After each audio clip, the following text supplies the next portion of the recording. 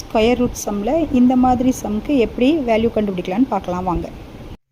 Dear students, இப்போ நம்ம இந்த ஃபேக்டரோட ஹோல் பவர் 1/2 அதனுடைய மதிப்பு காண்க அப்படின்னு கொடுத்துருக்காங்க.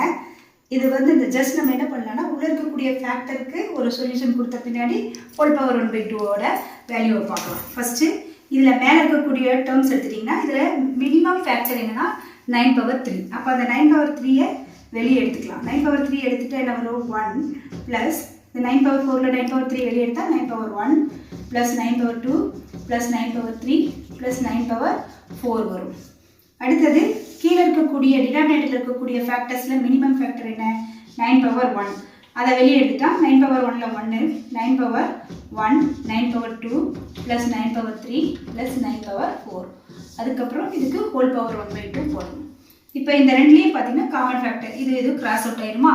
மீதி ரிமைண்டர் இருக்கிறது என்ன 9/3 ப்ளஸ் 9/1. அப்போ 9 × 9 × 9/9 ஹோல் பவர் 1/2. இந்த 9ம் 9ம் கிராஸ் அவுட் ஆகிடும்.